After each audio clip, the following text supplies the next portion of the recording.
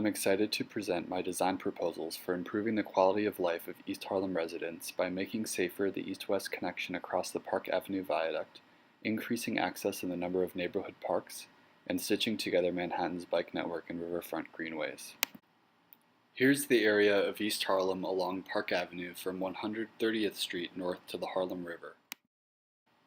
The northern area of East Harlem boasts newly constructed and very large parks, but their location in the marginal space around the FDR off and on ramps render access to the parks unsafe and really unpleasant. Within close walking distance of 132nd and Park are two parks, the Harlem River Esplanade and Harlem River Park. Harlem River Park is a 3/4 of a mile long greenway that stretches from 145th Street to 132nd Street along the Harlem River riverfront. It's both a park and a vital piece of the Manhattan Greenway network, the web of bike lanes along the edge of the island. It is one of East Harlem's finest amenities. Harlem River Park, east of Lexington Avenue between 128th and the river, is another vital recreation area in the neighborhood. It's usually packed most days after school. There are 6 schools within a close walk of these parks. Most of these schools do not have their own playgrounds, so students go to these 2 parks in order to play. Currently, the walk from these schools to the park is an unpleasant and very dangerous experience. Let's consider the walk from the Promise Academy Charter School at 131st Street and Park to the Harlem River Park. The 2-block trip begins by crossing Park Avenue underneath the Metro-North Viaduct. The area under the viaduct here is currently used for storage of city-owned vehicles. Haphazardly fenced and poorly lit, the condition of this space renders the crossing experience from one side of Park Avenue to the other extremely dangerous. Anyone who's been to East Harlem is familiar with the anxiety-inducing experience of crossing Park Avenue. The car-centric urban design and land use forces pedestrians to have to be extra defensive when crossing. Drivers' views of pedestrians are blocked by the infrastructure currently occupying the space under the viaduct in these spots, and pedestrians have to poke their head out from behind the fences and parked cars to see if it is safe to cross. It's like a dangerous game of Frogger, and the lack of proper ADA curbs and sidewalks only contributes to the danger.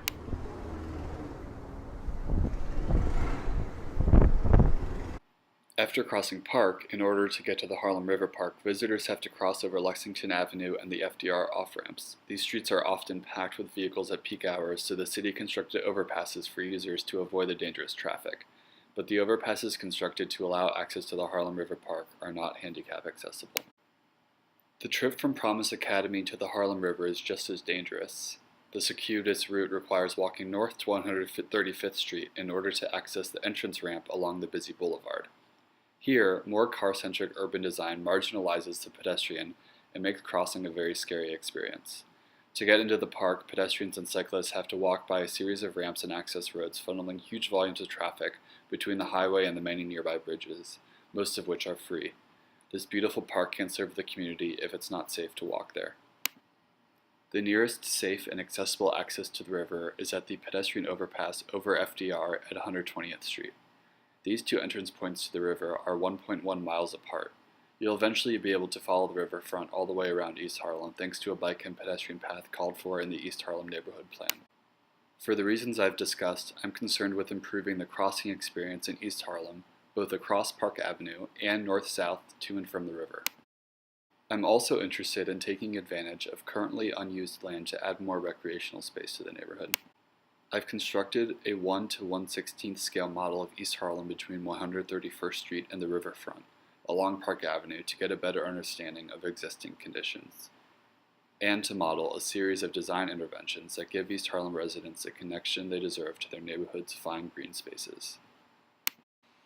My proposal comprises 3 main parts. The first is improving the pedestrian crossing experience across Park Avenue. The second is making better use of the spaces underneath and adjacent to the viaduct to provide more recreational space for residents.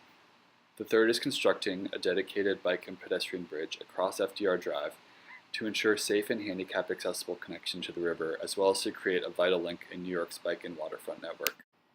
In examining the land underneath the viaduct from a perspective at 132nd Street and the east side of the viaduct, it's clear the reason for why the crossing experience at Park Avenue is so unpleasant. Lack of lighting, haphazard car storage, lack of curb cuts and bump outs and sidewalks, all of this contributes to the dangerous experience underneath the viaduct. There's no reason why these intersections along Park Avenue can't be redesigned to meet the best practice standards laid out in New York City's Street Design Manual. Creative painting of intersections to increase pedestrian space and slow down cars, pedestrian refuges designed to ADA standards with planters to increase pervious land in East Harlem and to allow a direct sight line between drivers and pedestrians, strategic use of bollards to slow traffic, make impossible illegal parking, and better define pedestrian safe spaces, and curb bump outs to narrow the crosswalk length would render this part of Park Avenue as safe as the part of Park Avenue 20 blocks south. Here, where the viaduct is made of stone, pedestrians encounter a much safer crossing experience thanks to the use of these best design practices. Curb bump outs, ADA infrastructure, improved lighting and signaling, all of these elements slow down cars and protect the pedestrian. A central part of my proposal for the area around 132nd Street and Park Avenue involves building this kind of pedestrian infrastructure. Beyond rendering the pedestrian experience unsafe, the current use of the area under the viaduct here as parking for city vehicles is a gross misuse of space. Each of these rectangles is about a quarter acre. Here, shown in yellow, these marginal spaces underneath the viaduct ought to be activated with creative art, recreational, and gathering spaces. These sidewalk-level interventions, inspired by the Toronto Underpass Park, are a much more civic-minded use of these spaces. Just like in East Harlem, the imposing concrete structures of the overpasses once acted as a barrier between two parts of the community. Underpass Park innovatively re-engineered the area under the overpasses to create an inviting public space that connects the two parts of the West Don Lands, contributing to the vibrancy of the neighborhood and the success of the development projects underway. The design maximizes the unique site conditions imposed by the massive concrete overpasses to convert a neighborhood liability into a welcoming and distinct public space. Adjacent to the viaduct, north 132nd Street, is a currently vacant triangle-shaped lot. This 0.4-acre site is city-owned and fenced off from the public. According to my research, this area has never been developed. Its siting within an FDR on-ramp renders it unusable for development. Here I propose a new sloping park and bike and pedestrian path and bridge that achieves the goals of improving pedestrian access to parks and stitching together Manhattan's Greenway network. For this element of my proposal, I'm inspired by the Seattle Art Museum Olympic Sculpture Park, designed by the firm of Weiss Manfredi. Like New York, Seattle's physical landscape remains marred by the infrastructural legacy of past industrial prosperity, which has effectively severed the city from its waterfront. In a, quote, bid to reclaim and restore the city's waterfront, the Seattle Art Museum's Olympic Sculpture Park has woven together 3 individual parcels separated from the water by the city's existing infrastructure networks. The new park operates as a hybrid landform that provides a new pedestrian infrastructure and reunites the city with its shoreline. My new park, north 132nd Street, connects the East Harlem neighborhood directly to the Harlem River Esplanade, with a design strategy that forms a continuous topography that alternately reveals and conceals the Metro-North train tracks above and the FDR roadway below. It also serves as a sound barrier against the unending traffic on the freeway here. A new ecological infrastructure is layered over the existing site with a system of mechanically stabilized earth. I imagine landforms and plantings collaborating to direct, collect, and cleanse stormwater as it moves through the site before being released into the river. Along the lines of Denver's new bike ped bridge, wide enough to carry segregated bicycle and pedestrian traffic over I-25, this new 16-foot wide bridge gives East Harlem residents the access they deserve to the river, which ought to serve as one of the neighborhood's most popular amenities.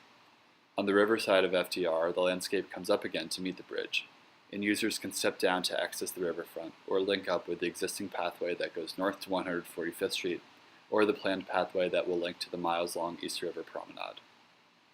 Thanks for listening.